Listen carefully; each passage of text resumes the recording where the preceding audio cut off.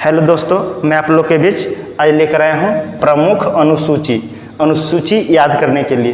पहली अनुसूची में है 28 राज्य और 8 केंद्र शासित प्रदेशों का उल्लेख।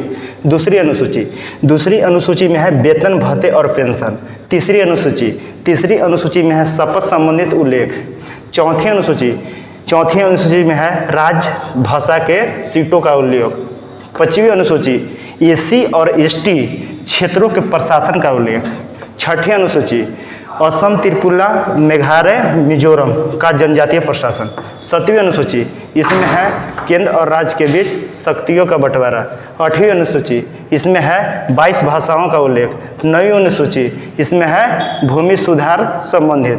10वीं अनुसूची इसमें है दल बदल संबंधित प्रावधान। 11वीं अनुसूची इसमें है पंचायतों का प्रावधान।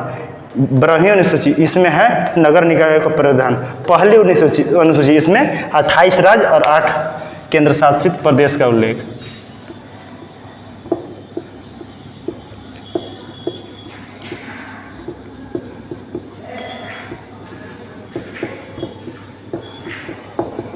पहली अनुसूची इसमें है 28 राज्य और 8 केंद्र शासित प्रदेशों का उल्लेख।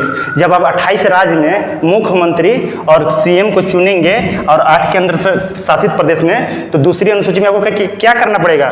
उनको वेतन देना पड़ेगा, वेतन भत्ते देना पड़ेगा और पेंशन।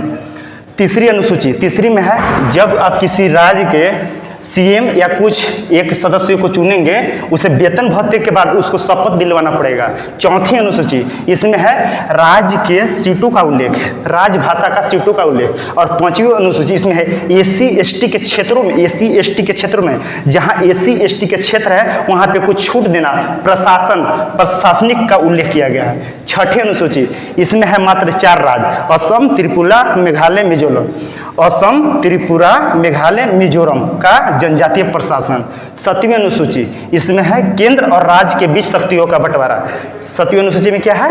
केंद्र एवं राज्य के बीच शक्तियों का बंटवारा 3 प्रकार से। कौन कौन? संघ सूची, राज्य सूची, समवर्ती सूची। संघ सूची, राज्य सूची, समवर्ती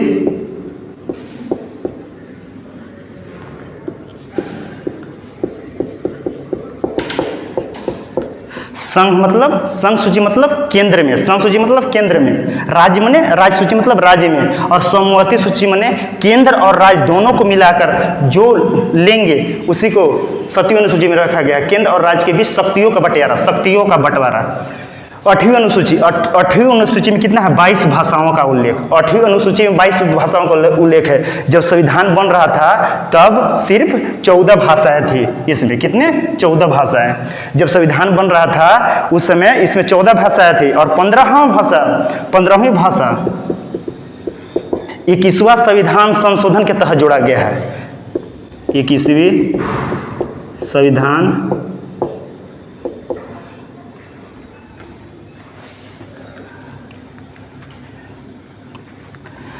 संविधान संशोधन के द्वारा 15वीं भाषा कौन जोड़ा गया है? सिंधी। उसके बाद 14 भाषा है जब संविधान बन रही है तब थी।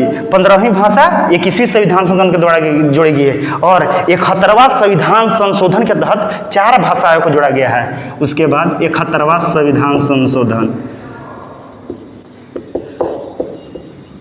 71वां संविधान संशोधन के तहत 3 भाषाएं को जोड़ा गया है, जो कि इस प्रकार है। इसका ट्रिक हुआ नमक,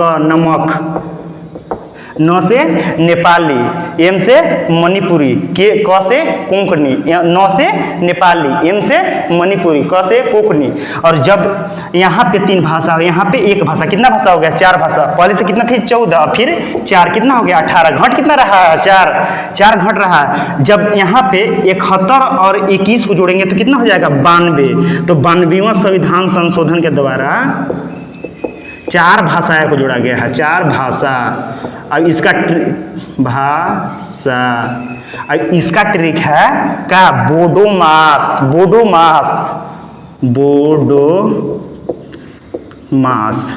क्या? बोडोमास। इसका सूत्र है बोडोमास। इसके द्वारा पहले कितना थी 14 अनुसूची। 4 कौन? सिंधी, नमक, नेपाली, मणिपुरी, कोंगी, बोडो मास, बोडो डोंगरो, बोडो डोंगरो, बोडो डोंगरो, मैथाली संथली, बोडो डोंगरो, मैथाली संथली, बोडो डोंगरो, मैथाली संथली, बोडो डोंगरो, बोडो डोंगरो, बोडो डोंगरो, मैथाली संथाली। टोटल कितना हो गया? 4 और भाषा, टोटल कितना हो गया? 22 भाषाएं। अभी वर्तमान में कितना भाषा है? 22 भाषा। किसमें? अनुसूची 8 में। पहली वो संविधान बना थी उस समय 14 भाषाएं। 15वीं भाषा कब जुड़ गई? 21वां संविधान संशोधन। कब? 21वां संविधान में कौन भाषा? संधि। उसके बाद 71वां संविधान संशोधन। उसका ट्रिक है नमक, नेपाली, मणिपुरी, कोंकणी। और जब 21 और 71 को जोड़िएगा तो कितना आएगा? 92। और जब एक भाषा यहाँ और 3 भाषा यहाँ, कितना भाषा? 4 भाषा। तो 4 भाषा कौन कौन? 4 भाषा। इसका ट्रिक है बोडो मास, बोडो डोंगरो, मैथाली, संथाली। हो गया यहाँ तक। उसके बाद आप आ जाइए 9वीं अनुसूची। 9वीं अनुसूची को कब जोड़ा गया? संविधान समय 9वीं अनुसूची नहीं थी, इसे जोड़ा गया है एक पहला संविधान संशोधन करके। पहला संविधान संशोधन, इसमें पहली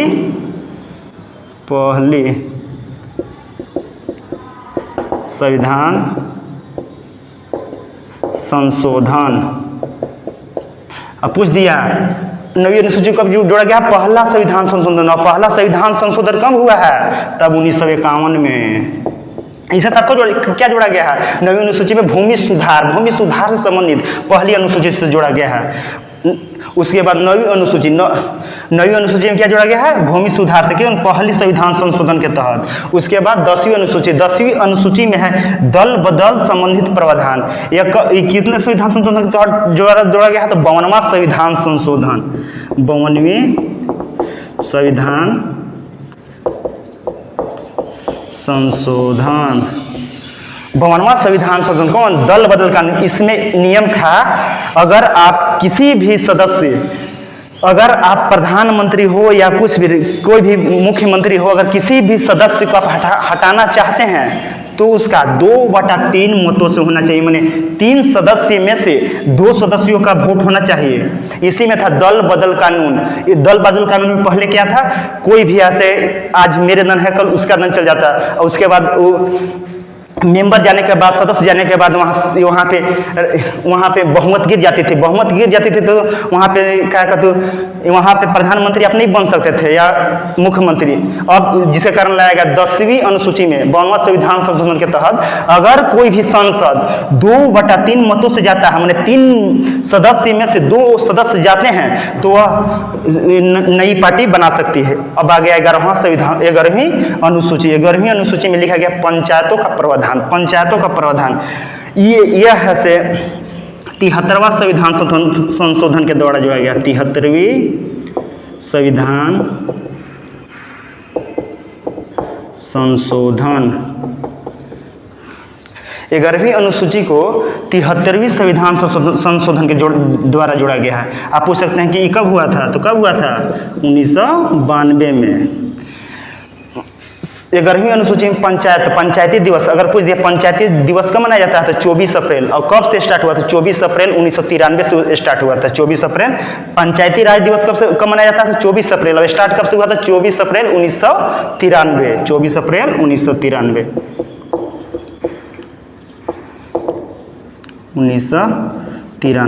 92 में यह संविधान संशोधन हुआ, लेकिन पंचायती राज दिवस कब से मनाना स्टार्ट हुआ? 24 अप्रैल 1993। उसके बाद आप आ जाइए 12वीं अनुसूची। इसमें बताया गया है 12वीं अनुसूची नगर निकायों का प्रावधान। नगर निकाय मतलब समझ लें शहरी नगर निकायों का प्रावधान। इसमें बताया गया है कि यह से 74वीं संविधान संशोधन के द्वारा जोड़ा गया था। 74वीं संविधान संशोधन के द्वारा जोड़ा गया था। 12वीं में 74वीं संशोधन। एक बार आपको मैं बता दे रहा हूँ प्रमुख अनुसूची। इस पार्ट में बताया गया प्रमुख अनुसूची, जो कि कितना है टोटल? अभी 12। पहली अनुसूची 28 राज्य एवं 8 केंद्र शासित प्रदेशों का उल्लेख। और जब आप 28 राज्य में या राज्यपाल बनाइएगा तो राज्यपाल मुख्यमंत्री या जो भी पद में अपने पर होंगे उसके लिए क्या चाहिए, दूसरी में अब आप किसी को भी काम में लगाएगा तो उसके क्या चाहिए, वेतन भत्ते चाहिए, माने वेतन भी चाहिए और पेंशन भी उसको चाहिए।